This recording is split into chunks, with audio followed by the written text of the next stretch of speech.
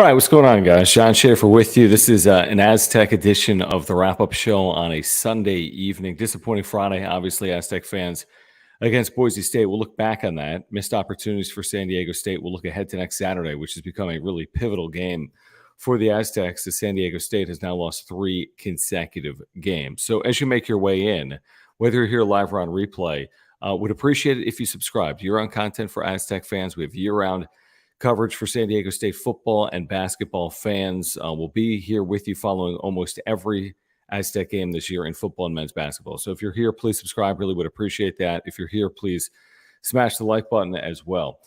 Let's start with Friday. And again, we want to hear from you as well, whether you're here live in the comments, if you're here in replay in the comments as well.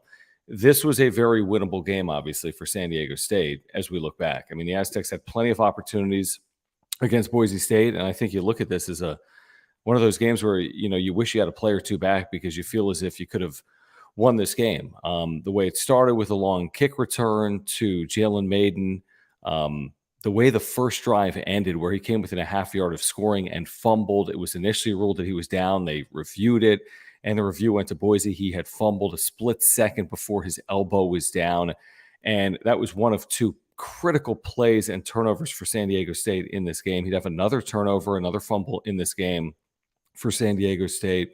And it was really the difference. Aztecs also had another missed field goal, a 40-yarder, and this is a 3-point game.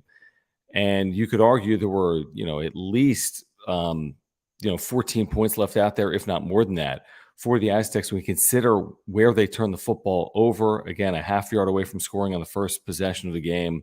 Later, when Maiden fumbled, Boise State would cash that in for 7. So huge swings in momentum, as often happens, obviously, with turnovers. And despite all of that, the Aztecs were in the game, had the ball trailing, I want to say 27-24 before punting. Boise State took a 10-point lead. San Diego State would score late to lose 34-31. What's hard about a game like this is that, well, obviously San Diego State wants to win. This is a conference opener. If you're trying to get to a conference title game or put together a season in which you can win 8 or 9 games, it kind of starts by going through Boise State. What's hard about a game like this is that, A, you have missed opportunities, and B, you're seeing the progress made right now on the offensive side. What continues to plague this team is the defensive chunk plays that have been allowed. And we saw that again. Ashton Jeanty, the outstanding running back for Boise State, had huge run after huge run. And San Diego State could not get him to the field. They could not get him to the turf.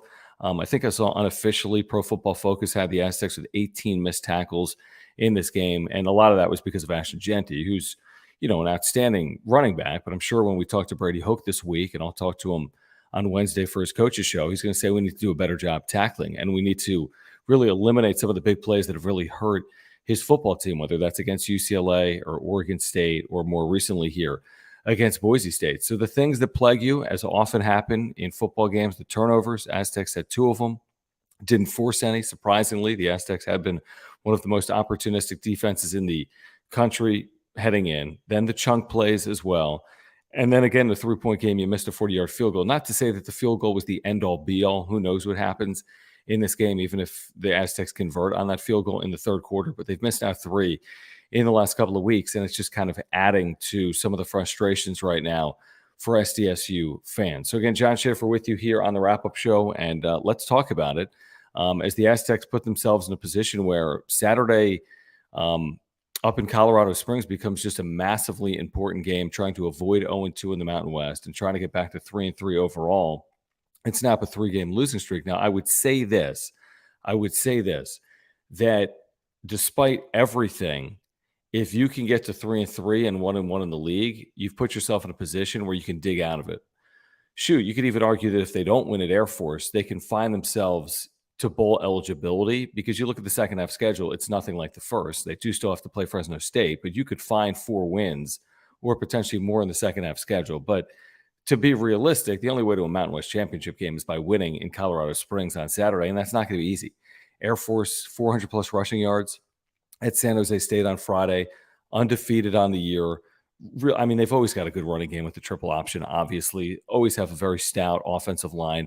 Now, San Diego State, traditionally, under both Brady and Rocky, has had a ton of success against the Air Force. They had a 9-game winning streak against the Falcons Snap last year in a close loss at Snapdragon Stadium. And this becomes one of those games that you just got to find a way, and it will not be easy against at elevation with the Falcons trying to get to 5-0 overall on the season and the Aztecs trying to snap this 3-game slide. So that's what's ahead, obviously, for San Diego State. I think, you look at it and you say, well, obviously, there's no moral victories, but you think about where San Diego State's offense was a year ago.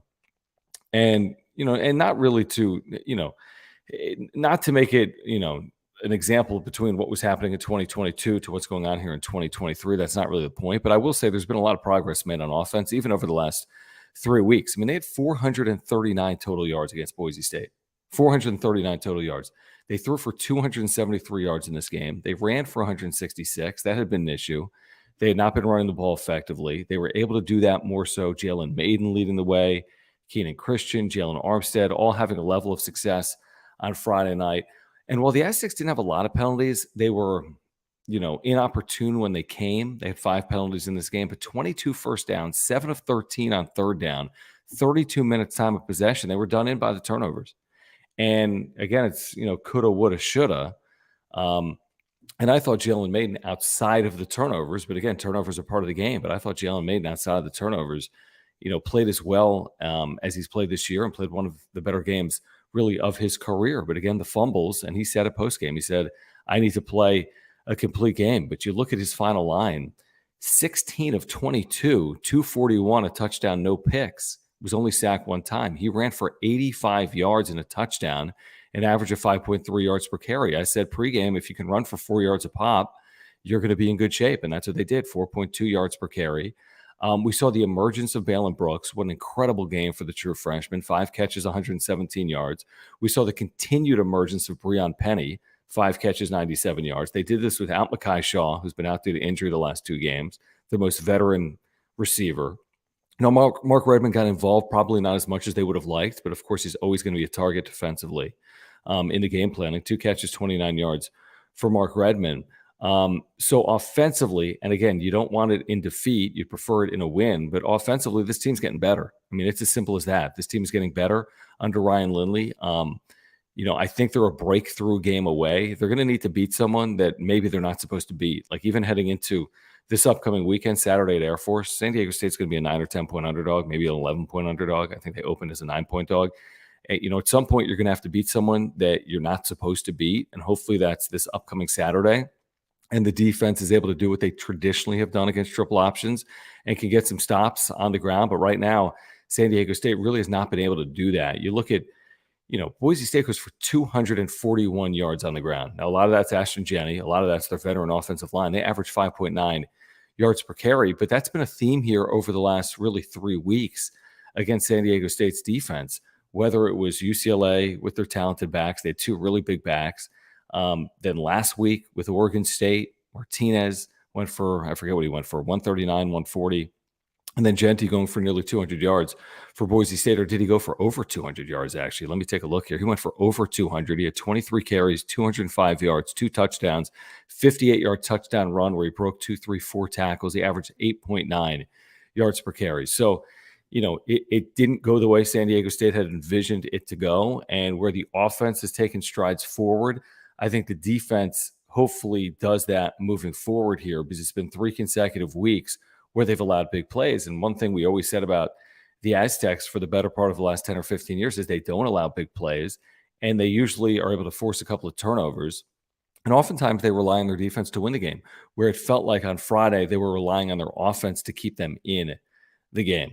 All right, so John Schaefer with you here on the Wrap-Up Show. Again, if you are here, would appreciate it if you subscribe. If you're here, would love to have you comment in the chat. I'll get to some of these comments coming up as well.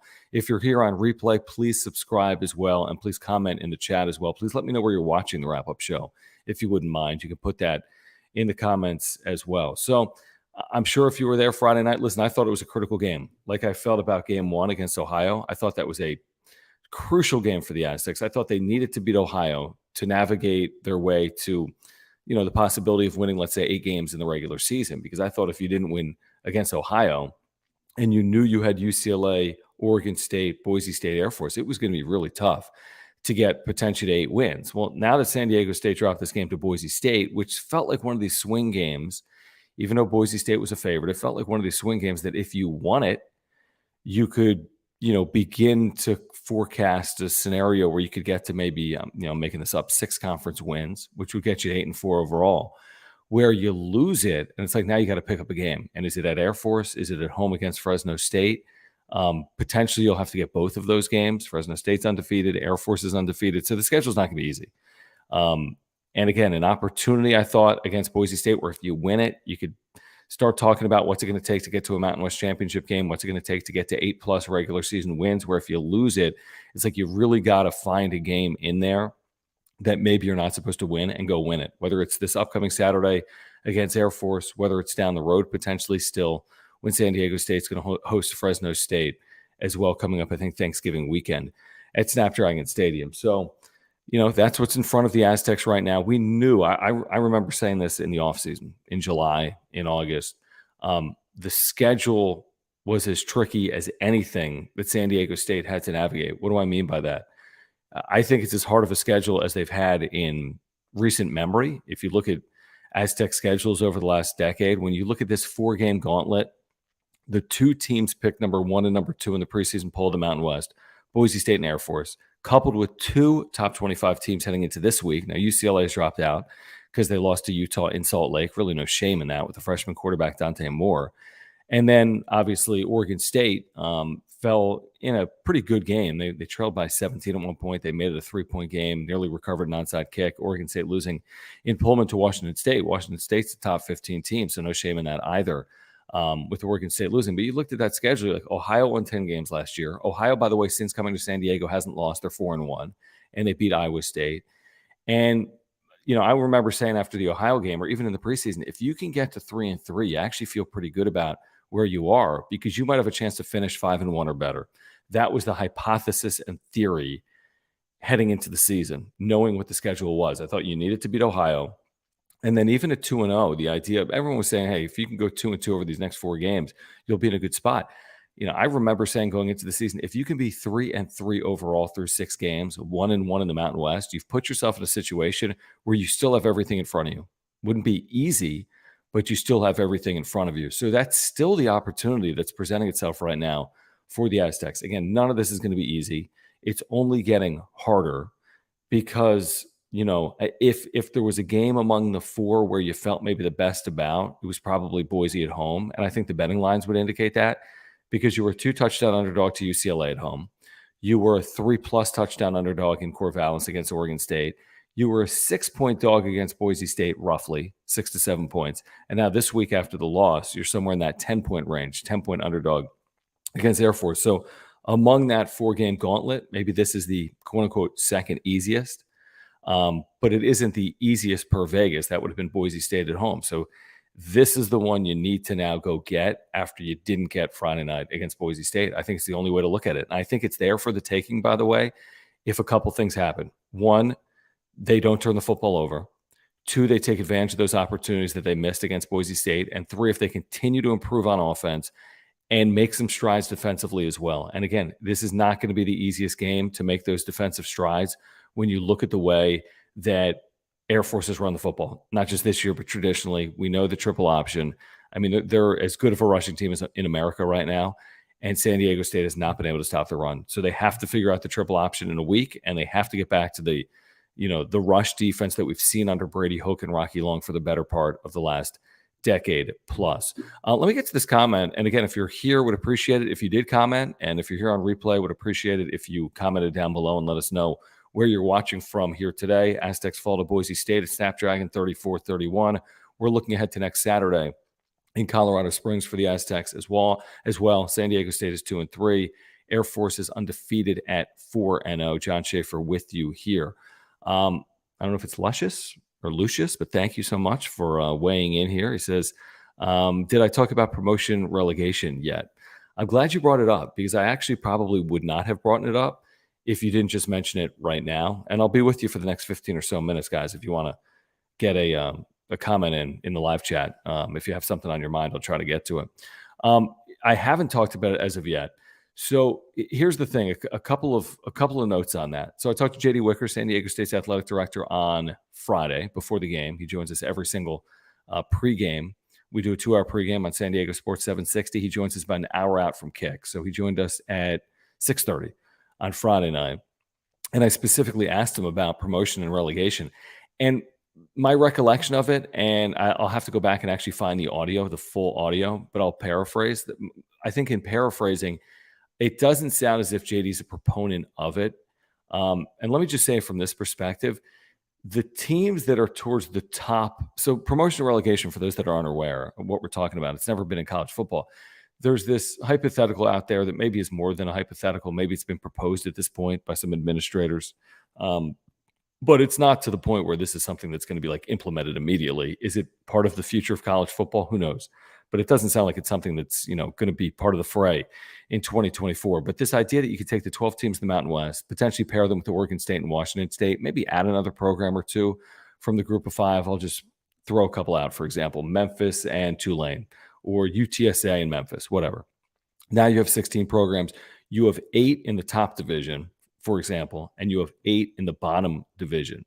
The 8 in the top division maybe get more promotion. Their games are on at better times on better networks. Maybe they garner more revenue, television revenue for those programs. And the 8 in the bottom division are still technically part of the league, and they have the opportunity to play up to the top league, where the bottom team or 2 in the top league could be, quote unquote, relegated to the bottom league. So it adds intrigue. This is done across Europe in soccer. At the end of the season, you have teams trying to fight to hang on to a spot in the top division. You also have teams in the bottom division that are fighting to get to the top division. But the issue with this, well, is numerous. One of which is you can't really plan your budgets accordingly, because let's say you're San Diego State and you're getting X in TV revenue, but you're relegated to the lower division and now you're getting Y in TV revenue. Well, how does that impact your athletics budget? Also, the teams that are at the, in that first league, so to speak, have much more to lose than the teams in the second league, because the teams in the first league, well, have nowhere to go but down, and the teams in the second league have nowhere to go but up. So there's that element as well to it. From a pure hypothetical standpoint, would it add some interest or TV viewership? I think it's a possibility. But is it something that's going to be implemented immediately in college football? The answer to that is no. And if it was implemented in the Mountain West or the Pac-12, well, what about the other leagues across football? And if it was implemented, would you be able to play your way up to the Power 5 structure or the Power 4 structure? As of now, that appears to be unlikely. So without the ability to play to the power structure, and only with the ability to potentially drop down to the second tier, in my hypothetical, I don't know how advantageous it would be for a program like San Diego State. So kind of just my 2 cents. I'll try to find some of the audio and play it on John and Jim on San Diego Sports 760 on Monday. We're on from 3 to 6 on San Diego Sports 760. Would love it if you guys joined us. I'll find that conversation that I had with JD on Friday, and I'll try to bring some of that back. And then having maybe more of an opinion on it and more of a thought on it after I actually hear what JD said on Friday. But I think, again, paraphrasing, I don't know if programs are going to be on board with it or not. And I don't know if a program like San Diego State has a lot to gain from what's being proposed out there right now when it comes to promotion and relegation. But thank you for weighing in on that. Really do appreciate it. Let me get to this here from Brent, who says, fumble on the goal line was killer. Props to Boise for taking care of the ball. Brent, thank you for hanging out. Yeah, it was a big play, in retrospect. And you probably knew it at the time, because I remember thinking coming in, when you get opportunities, you got to take advantage. Not to say you have to be perfect or flawless in the game, but you couldn't lose the opportunity battle or the mistake battle, right?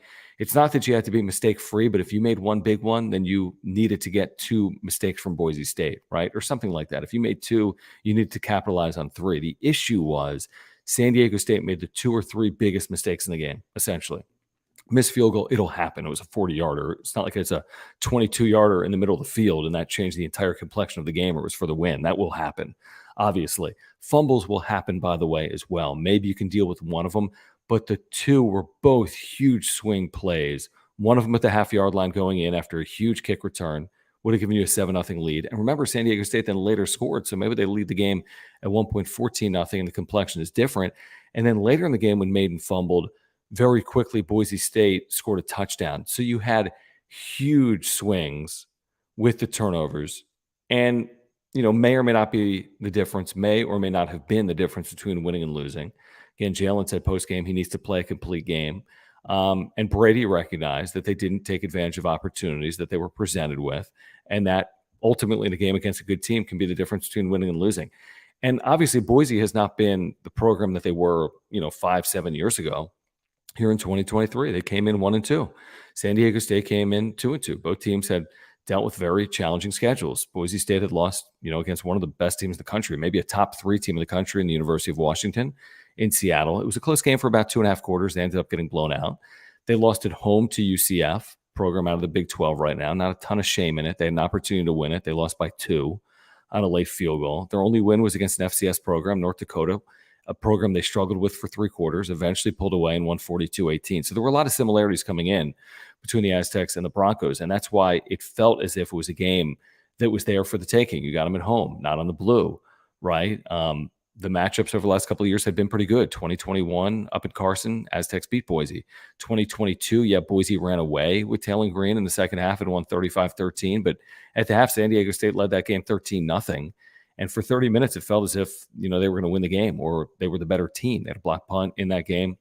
And for this one, it didn't feel as if Boise was the better team. It just felt as if Boise took advantage of opportunities. And, Boise had that big play threat on the outside. McAllister, who made plays. Taylor Green, when he needed to, was able to, make plays after, I think, a sluggish first quarter for Taylor Green. Then Ashton Jennings and that offensive line were really good. So you credit Boise, and San Diego State recognizes they had opportunities. Now, what they need to do is regroup, and they need to find a way to win at Air Force. Because I think when you look at it, if you fall to Air Force, and I don't have the full schedule in front of me, but it's not an easy road out of 2-4 for any program, obviously in the country. I don't care who you're playing. At 2-4, you start thinking about bowl eligibility and not Mountain West championships. Okay, so this is what it looks like after Air Force. You'll get the bye week, and then you go to Hawaii, which is never easy, although San Diego State, of course, has played Hawaii very well over the years. Then you get Nevada at home, very winnable. You have another bye week, Utah State at home, very winnable. You go to Colorado State, a program that appears to be improved. They won at Middle Tennessee State this past weekend. They nearly beat Colorado at Boulder 2 weeks ago, as we know. You still have to go to San Jose State. They've struggled here this year, but I don't think that's easy by any stretch. And then you host Fresno State. So let's look at it 2 ways. You beat Air Force, you get to 3-3 and 1-1. I think then you can start forecasting potentially a 4-game winning streak: Hawaii, Nevada, Utah State, and you look up and you're 6-3 for Colorado State, San Jose State, Fresno State, where you win 2 of those, you're 8-4 on the season. But if you lose to Air Force, even if you gave the Aztecs Hawaii, Nevada, and Utah State, well, then you're 5-4. Let's say toss-up games Colorado State and San Jose State. Let's say you go 1-1 there, you're 6-5, and then Fresno State at home. San Diego State's going to be an underdog based on what we know now about the Bulldogs. So you could be looking at something like 6-6, but could be worse than that because we're talking about swing games against Colorado State and San Jose State. Could be better than that if you beat both the Rams and the Spartans potentially on the road. But it's not going to be an easy road if you lose Saturday at Air Force. And by the way, Saturday at Air Force is not an easy road in itself. Obviously, in Colorado Springs, 6 o'clock Mountain start, 5 o'clock Pacific start for the Aztecs against the Falcons. So that's what it looks like coming up here for San Diego State. And, you wish you had it Friday night. One of those pendulum swinging games, which I thought was the case with Ohio. It gave you a chance when you beat Ohio to win 8 or 9 games this year. If you would have beaten Boise, I think it gave you another chance to potentially get to 8 or 9 wins. Now, on the other side of it, you got to pick up a game, whether it's against Air Force on Saturday. And if it's not Air Force on Saturday, you have to wonder, who are you going to pick up a game against? And can you wait all the way until the end of the season when you play Fresno State at home? And of course, it's a possibility. And those Fresno-San Diego State games have been, very good. Unfortunately, a year ago, San Diego State had it. It slipped right through their fingertips. The onside kick for the Bulldogs, who win that game. They go on a winning streak at the end of the year. They win the Mountain West. So it's been a very good series between the Aztecs and the Bulldogs. So we'll see what happens this year. Who knows? Fresno State, when they play that game, could have 0 losses. They could have 1 loss. At that point, that'll be a big game regardless of San Diego State's record, really regardless of Fresno State's record. But it looks like from watching the Bulldogs so far with victories at Arizona State and Purdue, and they beat Kent State by 1,000,000 on Saturday. It looks like Fresno State's for real. So it all goes back to the original point. Got to find a way to beat Air Force on Saturday, and if not Air Force on Saturday, got to find a way to make up that home loss to Boise State. I would say this right now, even on the heels of a 3-game losing streak, you can't write anything off as of now, despite what you've seen the last 3 weeks, despite the big plays, despite the fact that they haven't won their last 3 games. If you can beat Air Force, a team picked to finish second in the preseason poll, it's going to change the dynamics. You'd be 1-1 in the league. You'd have everything in front of you. If you cannot beat Air Force, you can't think about a Mountain West Championship game. I think at that point, you got to think about bowl eligibility and what's it going to take to dig out of a 2-4 hole, because that's not easy to do. They played well down the stretch last year when they made the switch to Jalen Mayden. I think they went 5-2 over a 7-game stretch before losing in the Hawaii Bowl. But they made some strides there in the second half, and they're not quitting on anything. I'll promise you that. Not with Jalen Mayden, not with Brady. Listen, Brady's won a lot of football games here at San Diego State. This defense has a ton of pride. They got really good coordinators, obviously, everywhere. Doug Deacon and Kurt Maddox and Ryan Lindley. They're not quitting on anything, and we'll see how they progress. That's the number one indicator for me. I'm seeing progress on offense. You want to see the progress now on defense, and let's see how that continues here over the next really week. We'll get some bye weeks to continue to improve. Not to say the bye weeks will be too late, but man, it would be nice to get to that bye at 3-3, wouldn't it? With an upset win at Air Force on Saturday. Man, that would be really, really nice if they can get that upset win on Saturday to get to 3-3. Otherwise, work to do. Work to do entering October. I think San Diego State might be the only team in the nation with 6 games played through this upcoming Saturday. Certainly no team has played more than 6 games. They'll play half of their games before the end of September. Look at it that way. And then they'll just have half of their games remaining in the regular season. All right. Here's what we're going to do. And again, if you're here for a first time or not, I would really appreciate it if you subscribed. I've got content for you all year long when it comes to San Diego State athletics, whether it's football game recaps, men's basketball game recaps. As there's news, I'll be here for you, whether it's with live content like this or, video content. So please, if you're an Aztec supporter, would really appreciate it if you subscribe. Would really appreciate it if you subscribed. Would appreciate it if you smash the like button for me as well. Please follow me on Twitter, by the way. I am there at John Schaefer. That's JONSCHAEFFER. Again, at John Schaefer, JONSCHAEFFER. Again, you can find me on San Diego Sports 760, Monday through Friday from 3 to 6. You can find me with pregame coverage for Aztec football. We're doing a watch party, by the way, Saturday at AleSmith. It'll be an AleSmith watch party. If you want to join us, you can watch the game there, Aztecs and Falcons, Saturday at AleSmith. So you can join us. Our pregame coverage will begin at 3. It'll be myself, Aztec for Life, Jared Tolver, Jim Russell as well. So join us Saturday, 3 to 5 from AleSmith, and then stick around for the game. But we'll begin with pregame coverage at 3 p.m. Game will kick off just after 5 p.m. Pacific.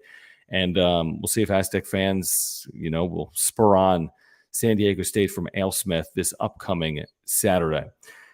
Again, SDSU falls to Boise State on Friday at Snapdragon Stadium. Some missed opportunities, turnovers, the difference. Aztecs still had chances, but eventually fall to their rival, Boise State, 34-31. San Diego State now 2-3 on the season. They'll get undefeated Air Force on Saturday in Colorado Springs at 5 o'clock Pacific. And you can hear it, of course, on San Diego Sports 760. You can watch it on CBS Sports Network. So until next time, my name is John Schaefer, and you've been watching the Aztec Wrap-Up Show. Thanks for hanging out, guys. Appreciate it. Until next time.